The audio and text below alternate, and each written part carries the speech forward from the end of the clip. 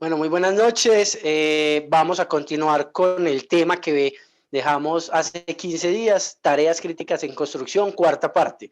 Y hoy vamos a continuar con el tema de trabajo seguro en alturas y vamos a continuar en el tema de medidas colectivas de prevención. Entonces, para mí es un gusto volver a estar acá con ustedes, trabajar en este tema que es muy interesante y que sé que a muchas personas les sirve y lo van a necesitar. Entonces vamos a continuar con medidas colectivas de prevención. ¿Qué son esas medidas colectivas de prevención?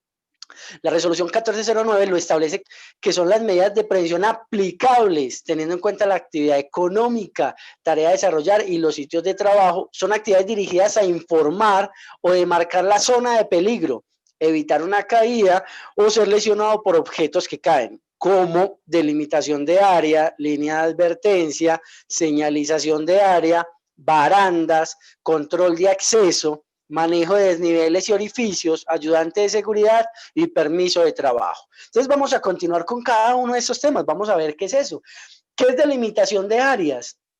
Delimitación de áreas es poner una cinta perimetral donde usted va a delimitar, donde usted va a cerrar un área para que pueda distribuir y decir que usted está trabajando ahí de manera segura. Se puede poner balizas, conos, lo que requieran para hacer esta delimitación de áreas. ¿Cuál es esa línea de advertencia? Esa línea de advertencia es un sistema de prevención que se pone en los lugares donde hay riesgo de caídas, que se puede poner a 1.80 metros del lugar donde tiene riesgo de caídas, que debe estar a una altura de 1 metro, que debe tener unos banderines, que debe tener una resistencia de 8 kilogramos fuerza, y que en este lugar, después de que lo encierren, las personas que estén adentro, no es necesario que utilicen equipos. Ya si se sale de ese 1.80, ahí sí deberá utilizar un equipo de detención de caídas. Entonces, mire que son elementos muy interesantes donde vamos a hablar un poco del sector construcción. Si usted está vaciando una losa y tiene 50 trabajadores y usted pone esa línea de advertencia, podrá evitar o controlar de que todo el personal tenga arnés o equipos de detención de caídas, porque los vas a tener cerrados, porque los vas a tener con una línea que te va a limitar un sistema seguro, un lugar seguro, y esto económicamente va a funcionar muy bien porque va a evitar que tengan muchos gastos o en equipos de detención de caídas. Barandas. Para hablar de barandas tenemos que hablar de unos elementos que la misma resolución me dice, que es un elemento que debe tener una resistencia de 200 libras, que debe tener unos soportes horizontales a 48 centímetros, que debe tener un rodapié a 9 centímetros, que debe tener una altura no inferior a 1 metro y que este elemento no se volverá un punto de anclaje. ¿Por qué?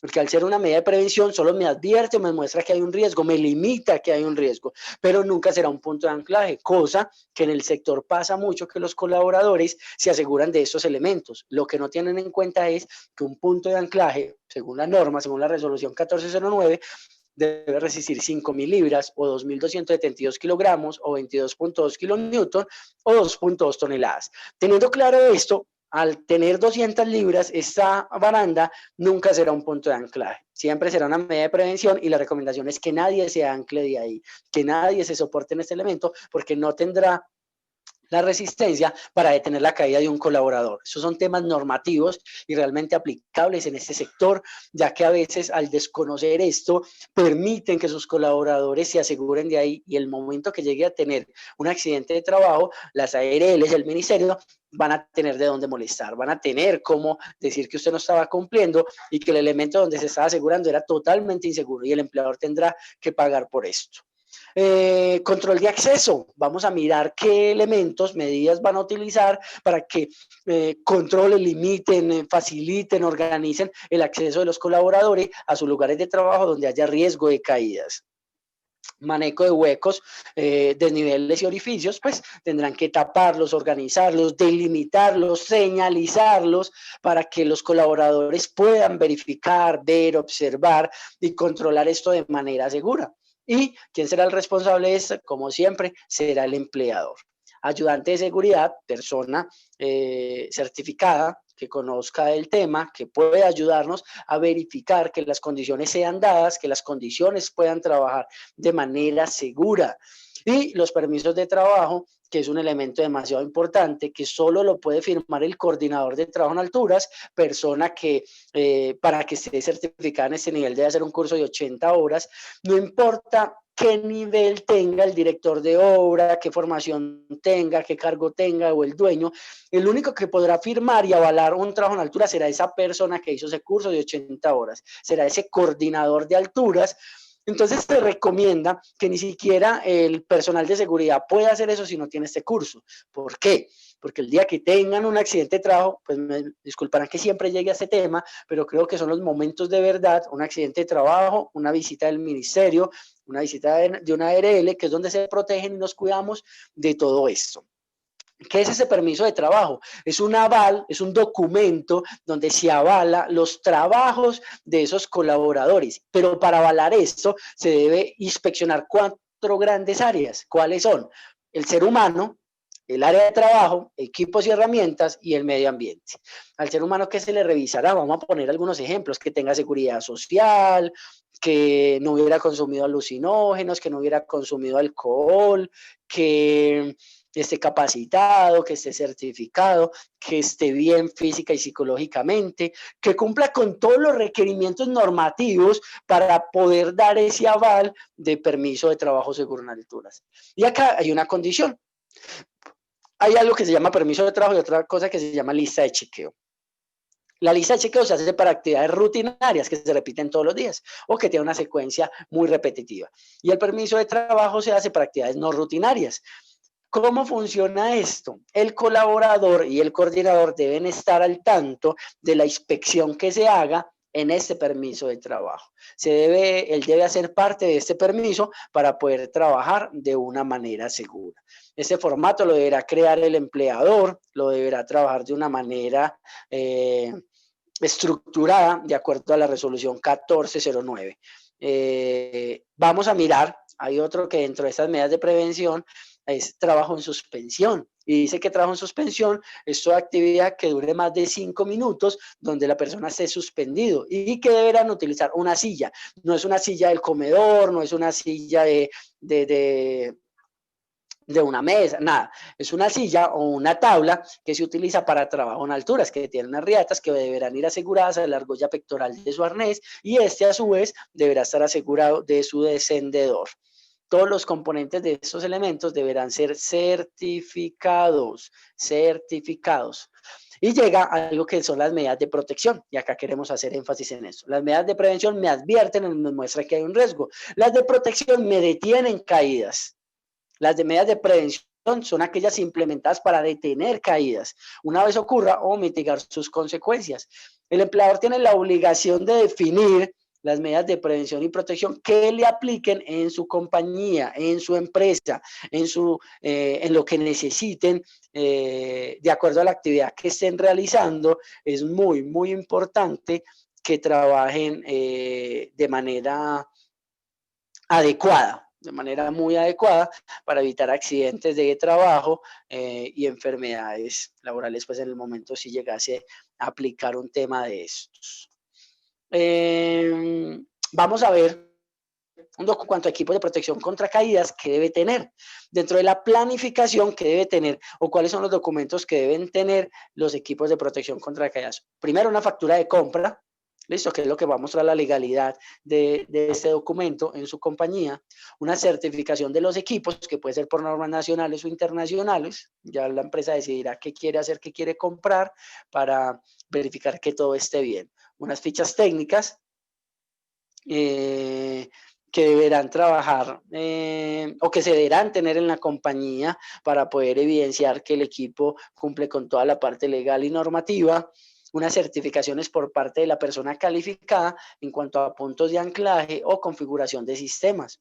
Un documento de la revisión técnica de los equipos anticaídas, la cual se realizará de forma anual por parte del fabricante o una persona calificada o avalada por el fabricante. En esta inspección hago aclaración de que son 3 tipos de inspecciones.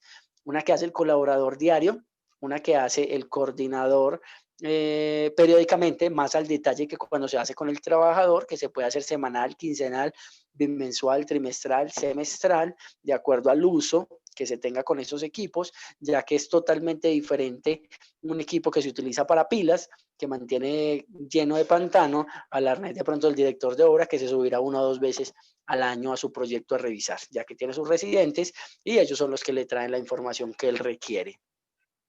Y por último, la inspección que se hace anual por parte del fabricante o una persona calificada, que la persona calificada es un ingeniero con formación en resistencia de materiales, 2 años de experiencia y que cumpla con este perfil para poder avalarse como persona calificada, ¿vale?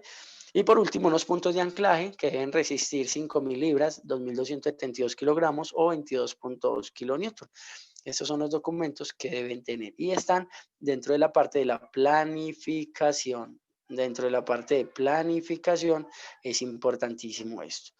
Y por último, debemos tener un plan de rescate que se debe cumplir con toda la parte legal y normativa, que es el paso a paso de lo que se requiere en este rescate. Son los puntos que debe tener, los pasos que debe tener este plan de rescate para poder trabajar de manera estructurada ese rescate, de manera secuencial, de manera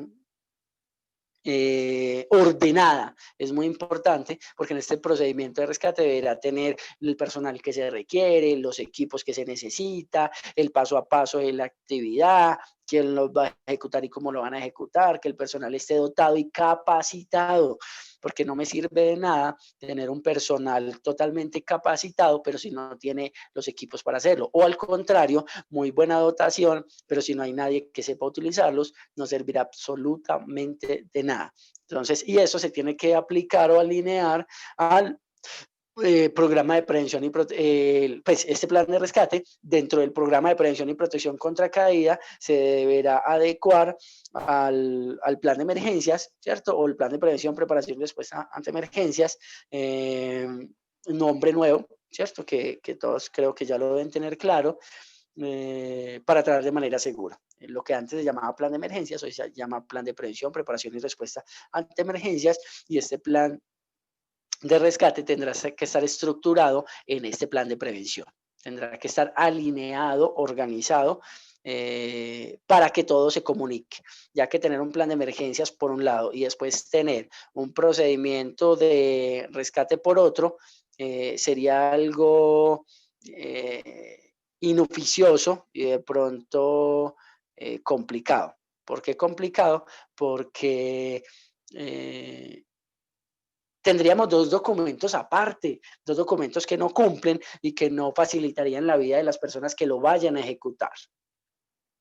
Dentro de esto, de esta planificación del plan de rescate, debemos tener también, ahora vamos a pasar en el hacer. ¿Qué vamos a hacer en el hacer? No se les recuerde que estamos trabajando bajo el ciclo PHVA, planear, hacer, verificar y actuar. Ya terminamos la parte de planear, ahora vamos a pasar a la parte del hacer.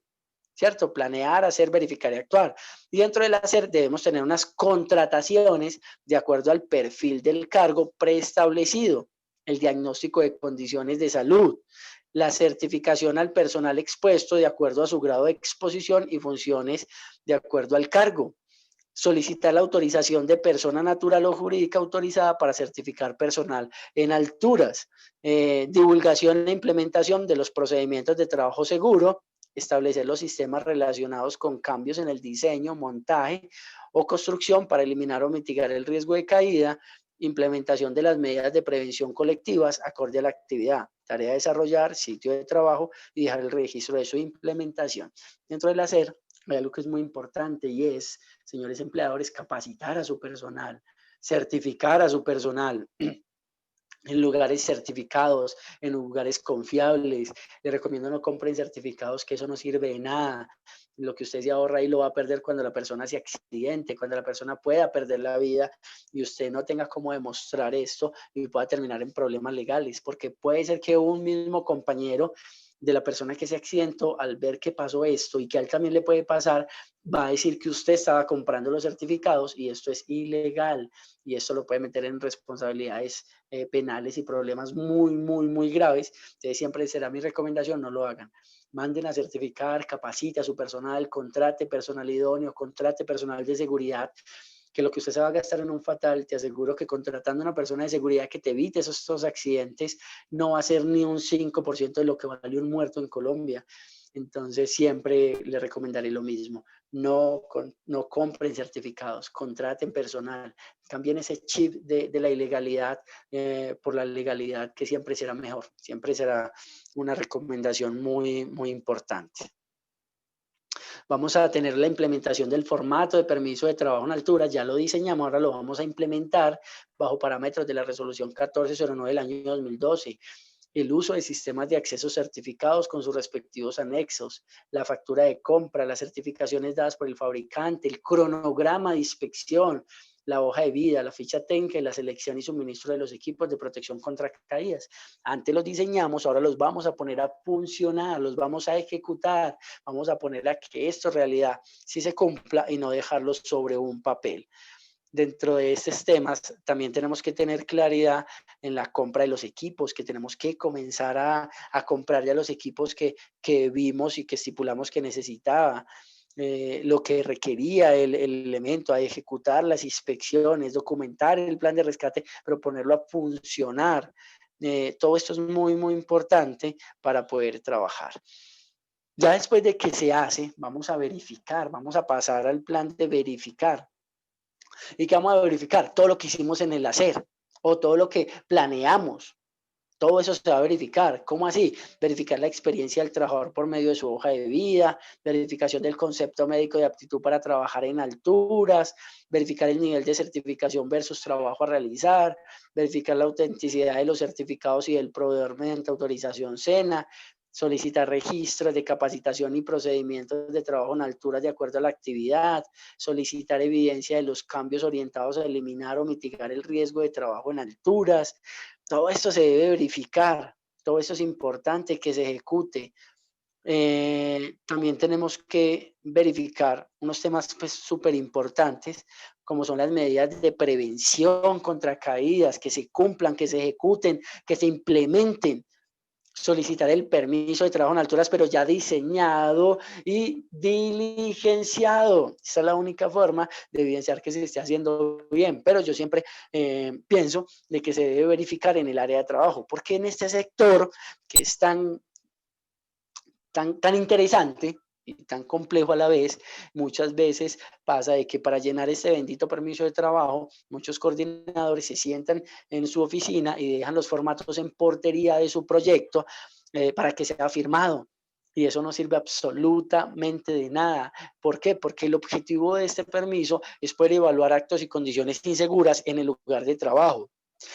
Evaluar los riesgos que tiene el colaborador, evaluar los riesgos que tienen estas personas para poder trabajar bien. Esos riesgos que se tienen ahí, es importantísimo que se tenga claro que se debe hacer esta actividad, que se debe hacer en el lugar de trabajo, que se debe hacer con los colaboradores para poder decir, venga, está bien, ellos pueden trabajar de manera segura, no hay ningún problema, se puede ejecutar. Eso es demasiado importante que lo tengan claro para que se eviten problemas legales, no permitan, revisen que sus coordinadores hagan las tareas bien, hagan el trabajo bien, porque eso es un tema que cambia una línea delgadita entre la vida y la muerte. Entonces es importantísimo que tengan esto claro para evitar problemas y que se cumpla el objetivo real de lo que es un permiso de trabajo, para qué sirve, para lo que fue diseñado y para lo que necesita que se cumpla. Esto es, pues, creo que muy importante que se revise para que puedan trabajar bien, para que sus colaboradores ejecuten las tareas, para que se respete la vida de sus colaboradores. Entonces es muy importante esto. Verificar la entrega de los equipos de protección contra caídas, que sean adecuados, que sean idóneos en la cantidad que se requiere, que estén inspeccionados, que estén en buen estado, que sean certificados, que no los hubieran cambiado, que no se hubieran llevado los equipos que usted compró buenos y hubieran traído otros. Tema que pasa mucho en este sector. O por el contrario, que tengan los equipos que se requieren. Muchas veces se trabaja mucho con nudos y la recomendación es que no trabajen con nudos en eso. Sé que es un poco complejo, pero la recomendación es que no lo haga porque un nudo le quita mucha resistencia a la cuerda, le puede quitar entre un 13 a un 50% de resistencia de acuerdo al nudo, cómo se hizo, si se hizo bien, si se hizo mal, la clase de nudo. Y entonces, al hablar de que tiene una resistencia de 5.000 libras y quitarle un 20%, un 30, un 50, estamos hablando que ya no cumple con lo que me exige la norma. Entonces, se puede volver un factor de quiebre o un punto de quiebre en sus colaboradores. Se debe verificar todo el cronograma de inspección que se ejecute, las certificaciones de las personas, las capacitaciones que se dictaron, el procedimiento de rescate, todo se debe organizar. Y ya en el actuar, pasando pues a la última parte, que ya es el actuar, se tiene que verificar los resultados obtenidos y de ahí hacer un plan de acción de lo que se requiere, de las desviaciones, de lo que estuvo mal, para corregirlo, rediseñarlo y optimizar recursos. Esto es lo que se hace en el tema de trabajo seguro en alturas. Ya entraríamos a un tema de espacios confinados, pero este tema ya es lo que tratamos en una parte normativa anterior. Entonces tendríamos que comenzar a trabajar bajo estos parámetros para no repetir exactamente lo mismo. No se les olvide que espacios confinados está reglamentado por la resolución 0491, donde la altura para poder definir que es un espacio confinado ya es 1,20, que es un lugar que no es habitable, es un lugar que tiene atmósferas peligrosas, es un lugar que tiene un acceso restringido, es un lugar que puede ocasionar accidentes de trabajo, es un lugar que tiene atmósferas cambiantes o peligrosas, entonces siempre será peligroso, siempre será complejo trabajar en estas actividades. Y por eso es recomendable que en esta actividad, ya nos meteremos a trabajar en esto, se haga con los equipos necesarios. ¿Qué pasa en el sector construcción? En el sector construcción, más que todo en pilas, los trabajan con molinetes, sistema de acceso que no es seguro, sistema de acceso que es muy rudimentario, muy manual, y donde el colaborador se equivoque o pierda la fuerza o pierda el control de los elementos que tiene este, puede terminar matando a la persona que está abajo, que está ascendiendo, que está descendiendo, y él puede recibir impactos fuertes también perdiendo la vida. Porque es un equipo no certificado, se trabaja con equipos, con sistemas no certificados, ejemplo, la manila, porque en este caso es una manila la que utilizan para subir el tarro, es un equipo no certificado, muchos ni siquiera utilizan línea de vida o no tienen un punto de anclaje al lado de la pila y esto se vuelve muy peligroso, teniendo claro que para trabajar en este sistema deberán mínimamente, si ya decidieron trabajar con este elemento que no es recomendable, por lo menos hagan lo mínimo, lo básico que deben hacer para que esa persona trabaje seguro.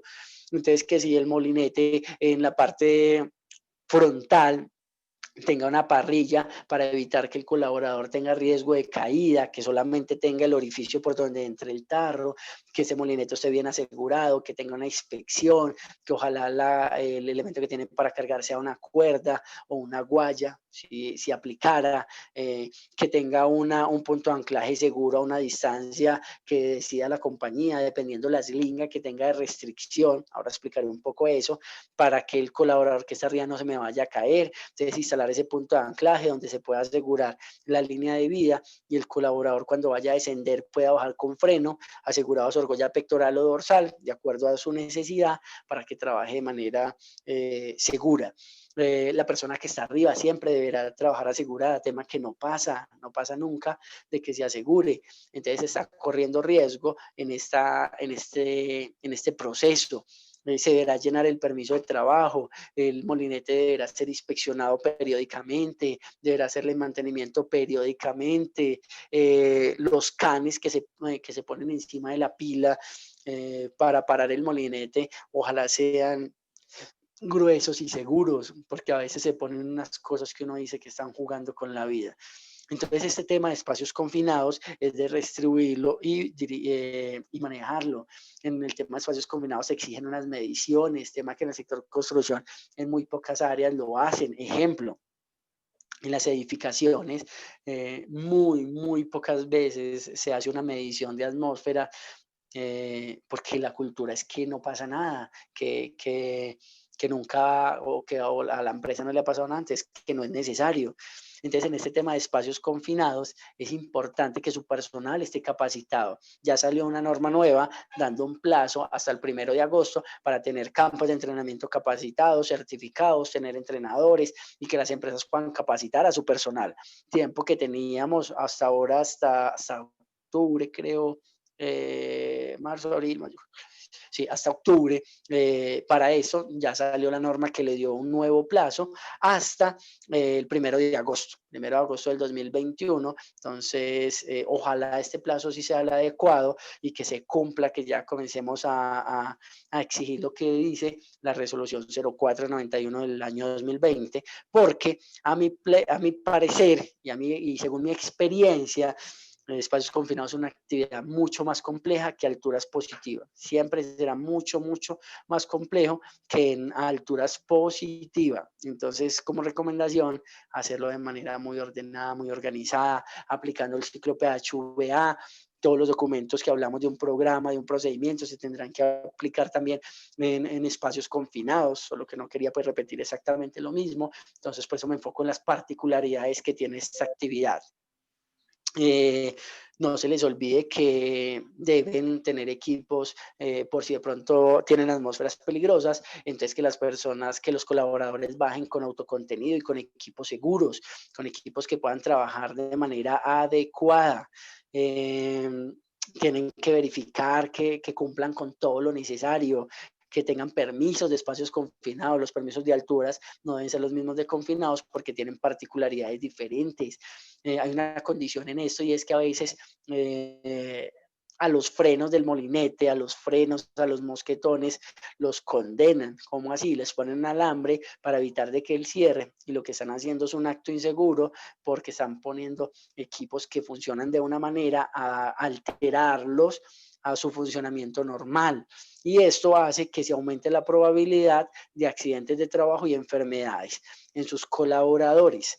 Entonces, como para terminar, no se les olvide que deben revisar periódicamente estos equipos y ojalá los puedan cambiar por un trípode, por un sistema de acceso seguro y que los equipos de esta actividad que es tan puntual sean inspeccionados, ojalá semanal o quincenalmente, porque son equipos que mantienen todos los días empantanados, todos los días sucios, todos los días en un proceso de deterioro muy constante, que su oxidación en los materiales metálicos es altísimo. Un equipo de estos difícilmente dura un año, mientras que la vida útil de una puede ser 5, 7, 10 años o, depende de la marca, lo define su fabricante. Entonces, para terminar, quiero agradecerles que estén de nuevo acá, que nos escuchen, todos los programas de la emisora, este en especial, pues solamente pues me queda agradecimiento para que continúen con nosotros todos los lunes a las 6:30 y que estos programas sean de su interés. No se les olvide que estamos súper atentos a escucharlos, a leerlos, a resolver dudas, a resolver preguntas que tengan con el ánimo de que podamos mejorar. Si quieren contactarnos, no se les olvide nuestros medios de información. Mi teléfono es 350 433-4470, lo repito, 350-433-4470. Y me pueden ubicar en el correo gerencia.mag.sst@gmail.com. Lo repito, gerencia.mag.sst@gmail.com. MAG son las iniciales de la palabra Mauricio, del nombre Mauricio, del nombre Andrés y de la palabra gestión. SST de seguridad y salud del trabajo. O en el correo mag sst-integral@gmail.com, SST de seguridad y salud del trabajo, MAG de Mauricio Andrés Gestiona. No siendo más, me despido en esta noche, que estén muy bien y que terminen de pasar una excelente noche y un feliz descanso. Hasta luego.